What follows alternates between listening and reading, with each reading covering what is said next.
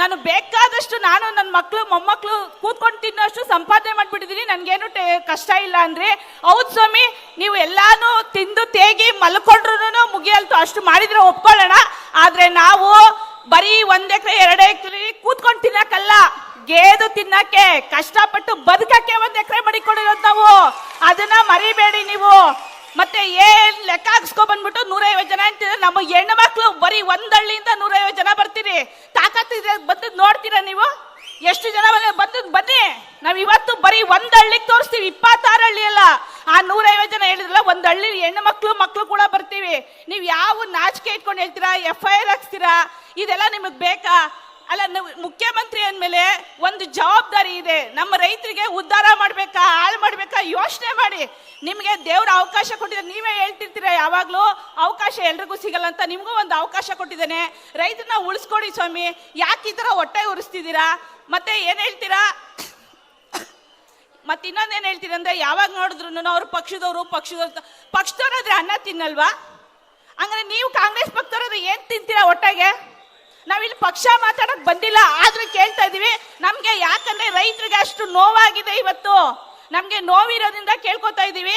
ಇವತ್ತು ನೀವ್ ಹೇಳಿದ್ರಲ್ಲ, ನಮ್ ಎಲ್ಲಾ ಕುಮಾರಣ್ಣ ಅವರು ಹಂಗೆ ಹಿಂಗೆ ಮಂತ್ರಿ ಆಗವ್ರೆ, ಅದು ಏನೇನೋ ಮಾತಾಡಿದ್ರಿ. ನಮ್ಗೇನು ಅದ್ರ ಬಗ್ಗೆ ಕೇಳಲ್ಲ, ನಾವು ಮಾತಾಡೋ ಅವಶ್ಯಕತೆ ಇಲ್ಲ, ಅದು ಅವ್ರು ಉತ್ತರ ಕೊಡ್ತಾರೆ. ಈಗ ಅವ್ರ ತಂದೆ ಮತ್ತೆ ಪ್ರೈಮ್ ಮಿನಿಸ್ಟರ್ ಆಗಿದ್ರಲ್ಲ, ನಿಮ್ ತಂದೆ ಯಾಕೆ ಪ್ರೈಮ್ ಮಿನಿಸ್ಟರ್ ಆಗ್ಲಿಲ್ಲ ಅಲ್ವಾ?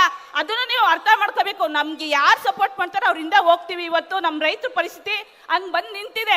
ದಯವಿಟ್ಟು ನಾವು ಕೇಳ್ಕೊಳ್ಳೋದೇನೆಂದ್ರೆ, ನಾವು ಹೆಣ್ಮಕ್ಳುಗಳು ಎಲ್ಲರೂ ಅಷ್ಟೇ, ಬಿಡದಿ ಭಾಗದಲ್ಲಿ ಎಲ್ಲಾ ರೈತ ಹೆಣ್ಮಕ್ಳುಗಳು ಸ್ವಾವಲಂಬಿಯಾಗಿ ಜೀವನ ಮಾಡ್ತಾ ಇದೀವಿ, ಆರ್ಥಿಕವಾಗಿ ಮುಂದುವರೆದಿದೀವಿ. ಯಾರ ಹಂಗು ಇಲ್ದೇನೆ, ಯಾರ ಒಂದು ಇದಿಲ್ದೆ ನಾವು ಬದುಕ್ತಾ ಇದೀವಿ. ನಮ್ಮ ಬದುಕನ್ನ ಕಿತ್ಕೋಬೇಡಿ, ನಮ್ಮ ರೈತರನ್ನ ಉಳಿಸಿ ಅಂತ ನಾನು ಈ ಸಂದರ್ಭದಲ್ಲಿ ಕೇಳ್ಕೊತಾ ಇದ್ದೀನಿ. ನಾನು ಬೇಕಾದಷ್ಟು ನಾನು ನನ್ನ ಮಕ್ಕಳು ಮೊಮ್ಮಕ್ಕಳು ಕೂತ್ಕೊಂಡು ತಿನ್ನೋಷ್ಟು ಸಂಪಾದನೆ ಮಾಡ್ಬಿಟ್ಟಿದ್ದೀನಿ, ನನ್ಗೇನು ಕಷ್ಟ ಇಲ್ಲ ಅಂದ್ರೆ ಹೌದು ಸ್ವಾಮಿ, ನೀವು ಎಲ್ಲಾನು ತಿಂದು ತೇಗಿ ಮಲ್ಕೊಂಡ್ರು ಮುಗಿಯಲ್ತು, ಅಷ್ಟು ಮಾಡಿದ್ರೆ ಒಪ್ಕೊಳ್ಳೋಣ. ಆದ್ರೆ ನಾವು ಬರೀ 1 ಎಕರೆ 2 ಎಕರೆ ಕೂತ್ಕೊಂಡು ತಿನ್ನಕ್ಕಲ್ಲ, ಗೇದು ತಿನ್ನಕ್ಕೆ ಕಷ್ಟಪಟ್ಟು ಬದುಕಕ್ಕೆ 1 ಎಕರೆ ಮಾಡಿಕೊಂಡಿರೋದು ನಾವು. ಅದನ್ನ ಮರಿಬೇಡಿ ನೀವು.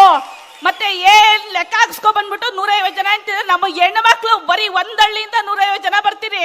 ತಾಕತ್ತಿದ್ರೆ ಬಂದು ನೋಡ್ತೀರಾ ನೀವು? ಎಷ್ಟು ಜನ ಬಂದು ಬನ್ನಿ, ನಾವ್ ಇವತ್ತು ಬರೀ 1 ಹಳ್ಳಿಗೆ ತೋರಿಸ್ತೀವಿ, 26 ಹಳ್ಳಿ ಅಲ್ಲ. ಆ 150 ಜನ ಹೇಳಿದ್ರಲ್ಲ, 1 ಹಳ್ಳಿ ಹೆಣ್ಣು ಮಕ್ಳು ಕೂಡ ಬರ್ತೀವಿ. ನೀವ್ ಯಾವ ನಾಚಿಕೆ ಇಟ್ಕೊಂಡು ಹೇಳ್ತೀರಾ, FIR ಹಾಕ್ಸ್ತೀರಾ? ಇದೆಲ್ಲ ನಿಮಗ್ ಬೇಕಾ? ಅಲ್ಲ, ಮುಖ್ಯಮಂತ್ರಿ ಅಂದ್ಮೇಲೆ ಒಂದು ಜವಾಬ್ದಾರಿ ಇದೆ. ನಮ್ಮ ರೈತರಿಗೆ ಉದ್ಧಾರ ಮಾಡ್ಬೇಕಾ, ಹಾಳು ಮಾಡ್ಬೇಕಾ ಯೋಚನೆ ಮಾಡಿ.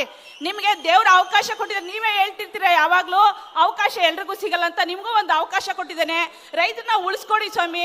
ಯಾಕೆ ಈ ತರ ಹೊಟ್ಟೆ ಉರಿಸ್ತಿದ್ದೀರಾ? ಮತ್ತೆ ಏನ್ ಹೇಳ್ತೀರಾ? ಮತ್ತೆ ಇನ್ನೊಂದೇನ್ ಹೇಳ್ತೀರ ಅಂದ್ರೆ, ಯಾವಾಗ ನೋಡಿದ್ರು ಅವ್ರು ಪಕ್ಷದವ್ರಾದ್ರೆ ಅನ್ನ ತಿನ್ನಲ್ವಾ?